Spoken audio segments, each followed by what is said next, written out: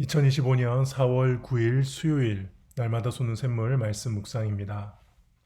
시험에 들지 않게 영적으로 깨어 기도하라 라는 말씀의 제목으로 마가복음 14장 32절에서 42절 묵상해 보겠습니다. 그들이 겟세마네라 하는 곳에 이르매 예수께서 제자들에게 이르시되 내가 기도할 동안에 너희는 여기 앉아 있으라 하시고 베드로와 야고보와 요한을 데리고 가실새 심히 놀라시며 슬퍼하사 말씀하시되 내 마음이 심히 고민하여 죽게 되었으니 너희는 여기 머물러 깨어 있으라 하시고 조금 나아가사 땅에 엎드려 될 수 있는 대로 이때가 자기에게서 지나가기를 구하여 이르시되 아빠 아버지여 아버지께서는 모든 것이 가능하오니 이 잔을 내게서 옮기시옵소서. 그러나 나의 원대로 마시옵고 아버지의 원대로 하옵소서 하시고 돌아오사 제자들이 자는 것을 보시고 베드로에게 말씀하시되 시몬아 자느냐 내가 한 시간도 깨어 있을 수 없더냐 시험에 들지 않게 깨어 기도하라 마음에는 원이로되 육신이 약하도다 하시고 다시 나아가 동일한 말씀으로 기도하시고 다시 오사 보신즉 그들이 자니 이는 그들의 눈이 심히 피곤함이로라. 그들이 예수께 무엇으로 대답할 줄을 알지 못하더라. 세 번째로 오사 그들에게 이르시되 이제는 자고 쉬라 그만 되었다 때가 왔도다. 보라 인자가 죄인의 손에 팔리느니라. 일어나라 함께 가자. 보라 나를 파는 자가 가까이 왔느니라. 아멘. 내용 관찰 1번입니다. 예수님께서는 하나님께 어떤 내용으로 기도하십니까? 36절에 보니까 이 잔을 내게서 옮기시옵소서. 그러나 나의 원대로 마시옵고 아버지의 원대로 하옵소서 라고 기도를 합니다. 예수님의 아주 유명한 기도죠. 이를 통해 무엇을 알 수 있느냐? 우리 예수님의 십자가가 쇼가 아니었다는 것입니다. 우리 예수님께서는 예수님의 신성이 아니라 인성으로 이 모든 것을 감당하셔야만 했습니다. 우리 예수님은 죄가 없으시기에 하나님의 진노와 이 하나님과의 단절됨을 경험하실 이유가 없으셨지만 우리의 죄를 대속하시기 위해 성부 하나님으로부터 십자가에서 온전한 진노의 잔을 받으셔야 했던 것이죠. 그래서 그 잔을 내게서 옮겨달라. 그게 예수님의 그 인성에서 나오는 솔직한 기도인 것입니다. 이런 기도는 우리가 예수님의 연약함을 묵상하는 것이 아니고요. 이런 기도를 통해서 예수님께서 당하신 그 십자가의 고통의 실체가 무엇인가? 정말 예수님조차도 결코 경험하고 싶지 않은 정말 하나님과 예수님, 성부 하나님과 성자 하나님이 단절되는 정말 극심한 고통이 이제 십자가구나 이런 것을 우리가 알 수 있게 되는 거죠.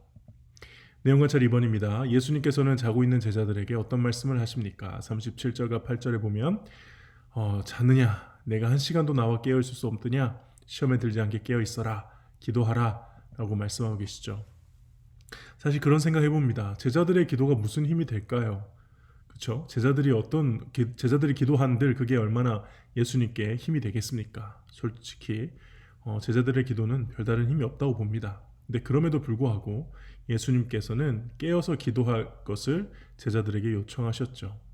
그만큼 예수님이 고통스럽고 힘들었던 것도 맞겠지만은 그에 대한 특별한 의미가 있다고 생각합니다. 바로 나중에 후에 제자들이 이때를 기억하면서 예수님과 같이 십자가의 고난이 자신들에게 닥쳐왔을 때 기도하면서 이겨내야 한다.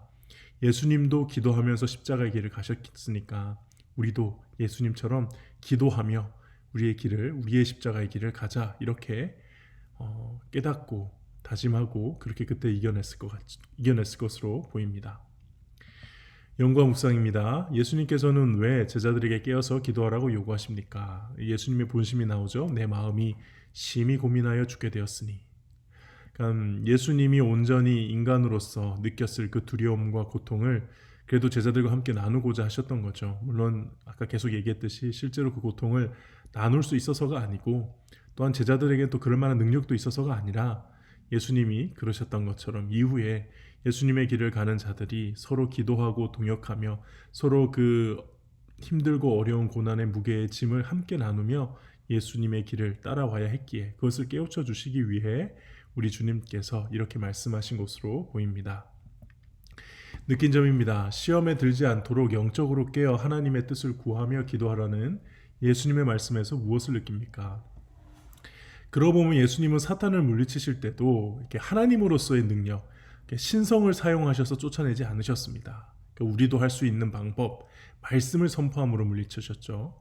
그러니까 십자가 지실 때도 마찬가지신 것 같아요. 예수님의 신성은 이 십자가의 길에서만큼은 고요하게 계십니다. 오직 예수님의 인성만이 그때 모든 십자가의 고난을 감당하시는데요. 그때 예수님 무엇을 하셨느냐?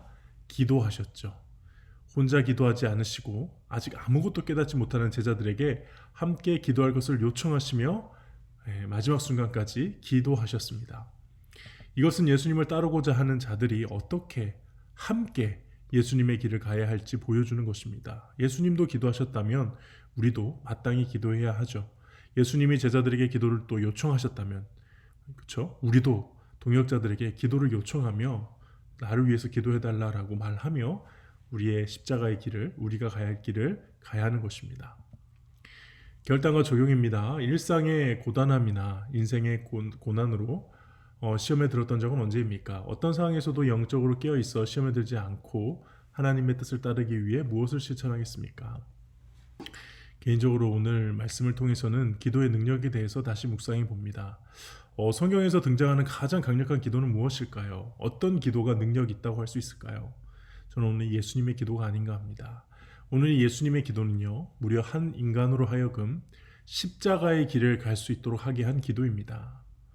세상의 모든 죄를 짊어지고 하나님으로부터 온전하게 진노의 잔을 받아야 하는 그 길, 그래서 이 세상을 구원하게 가야 할 그 길을 갈 수 있도록 하게 한 것이 무엇이냐? 바로 오늘 예수님의 기도라는 것이죠. 물론 우리는 예수님과 같이 똑같이 될 수는 없습니다. 그러나 예수님께서 십자가에서 이루신 하나님의 나라를 우리는 똑같이 확장해 가야 하죠. 그것이 우리가 걸어가야 할 예수의 길, 십자가의 길입니다. 이 길을 홀로 기도하는 것과 함께 기도하는 것, 이게 얼마나 중요한지 오늘 말씀을 통해서 다시 한번 묵상하며 저도 주저하지 않고 동역자들에게 기도를 요청해야겠다, 이렇게 다짐을 합니다. 네, 오늘 묵상은 여기까지입니다. 기도하겠습니다. 하나님 아버지, 예수님께서 십자가 지시기 마지막 전까지 기도하시며 또 제자들과 함께 기도하려 하시며 이렇게 기도로 이 모든 것을 감당해 가신 그 주님의 모습을 바라봅니다. 저에게 맡겨진 십자가의 길, 예수의 길을 역시 기도로 동일하게 걸어가게 하시고, 특별히 동역자들과 기도의 제목을 나누며 서로가 함께 기도하며 그 고통의 무게를 나누어지며 나아갈 수 있도록, 그런 교회를 경험할 수 있도록 하나님 인도하여 주시옵소서. 예수님의 이름으로 기도합니다. 아멘.